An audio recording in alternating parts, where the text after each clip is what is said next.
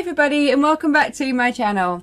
So I've taken it quite easy this week. I've found this week to be quite choppy. I feel like there's been a lot of different ranges going on in the market, and as such I've been focusing more on managing the risk on my account, trying not to overtrade and wait for the markets to come back around. So I've managed to finish the week up just 1% on my account, but I'm super happy that I'm green on the week, and I'm going to dive onto the charts and share with you the trade recap for my main winner this week, which was a small win on the pound to the dollar. Let's get to it.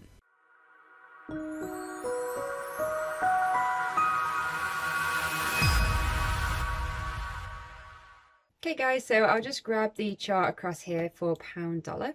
Now I've taken this back to when I took the trade. So the trade was taken on the Wednesday, the 27th of January, and I took this in the morning for the London breakout session. So I came onto the chart roughly around about 7:30 just to build my watch list to see what the market was doing for the day. And this was what I could see on GBPUSD. Now, it's been in quite a nice uptrend, but we have been ranging in the current price action, as we've been struggling to form a new high past the previous high.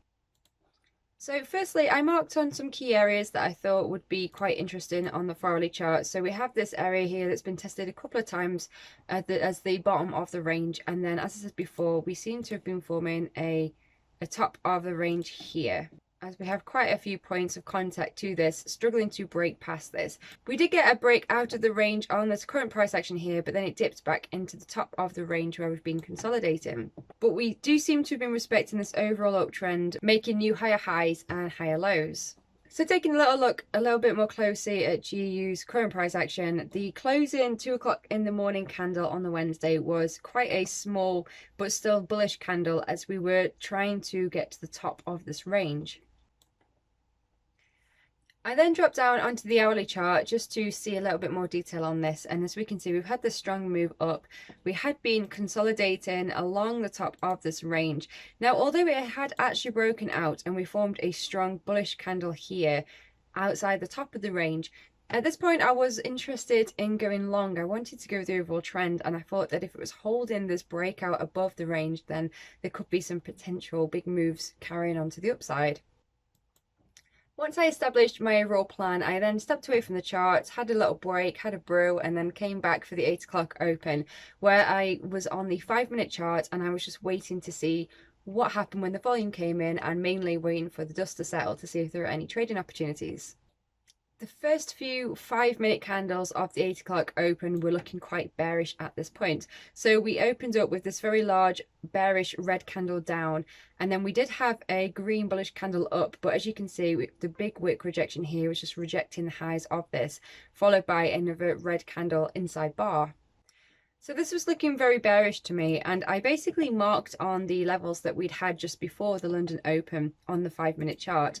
So we had a low here, and we'd broken through this little high consolidation and made a new high here, but we were still waiting to make that new low. Now I could see the price action pull back to the previous low here, and I thought that if it got below that, there'd be a potential trading opportunity to the downside. So at this point in time, although I started the session thinking I'd be looking to go long, I was just waiting to see where the momentum was going so that I could follow that. I then dropped down to the 1-minute chart, which I know is a very fast time frame, but I do favour scalping the charts. I rely on the larger time frames for the overall support levels in the market, but still I like to try to get more precise entries, and so I dropped to the 1-minute time frame. And what I could see here on the 1-minute time frame was that we had the initial high of this move. We pulled back where I thought we'd be making a new higher low, retesting the previous high here. But as the price moved up, it didn't actually get above the previous high, and it made a lower high. It then pulled back down to this previous key level here, which we know has been the higher low on the 5-minute time frame, and had another push up at 8 minutes past 8. But again, it couldn't break this previous lower high. So these constant rejections of the higher parts of the market were confirmation to me that it was going to become a more bearish sentiment.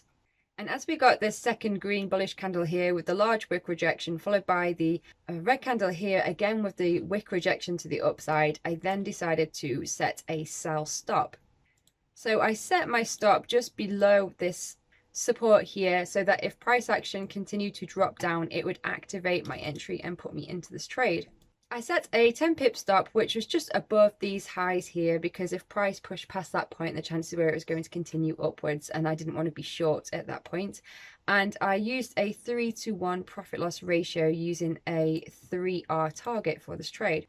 So my initial plan was to scalp this move down. As I reached 1% profit, which is what I was risking on this trade, I was going to then trail my stop to break even and then just let the trade play out.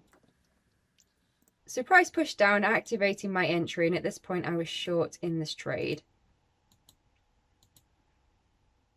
And although it's consolidated a little bit at the levels where the range was present, we started to get some nice momentum in pushing down. And at this point I brought my stop down to break even because I was in profit 1%.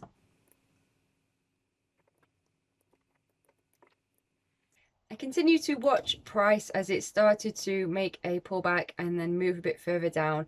But then at this point in time here, at around about 8:30, we had quite a large push up, and I felt that it was rejecting some levels here as part of this range. So at this point, I decided to take a little bit of profit off the table because this was just before my 2% target. So I was up about 1% profit at this point. So I decided to sell half of my position just to try and take some profits off the table in case we got this reversal. Price tried again to push down, but it couldn't quite break the lower part of this, and then it started to consolidate here into a range that pretty much went on for the majority of the morning of the London session. So at this point, as it was ranging, I just decided to close my position. I know that that goes against my plan, but I'm trying to connect more with the market and understand price action in a way that allows me to capture profits when I can, to avoid being stopped out, because quite a lot this month I've been using a 3R target, trailing my stop loss to break even when I hit 1% profit. But then unfortunately I keep getting break even trades quite a lot, and it's brought my overall profit and loss ratio down on my account, because although I'm taking my losers, a lot of the time with my winners, they're being ultimately cut to nothing because they keep going break even. When I looked over my stats, a lot of my trades were break even when I was actually 1 or even 2% in profit. So to counteract that, I'm trying to take some profits off the table, and then if I'm getting clear signs of the trade turning against me into a possible reversal, then I'm just deciding to get out, because I want to try and take the profits and ultimately build a nice cushion on my account. So at this point, because we were going into a consolidation, the momentum seemed to be dying off, and it was more of a riskier trade because there's no clear trend, we're in a range. I decided to just get out of this trade and take some profits. So overall, I managed to get just over 1% on this trade.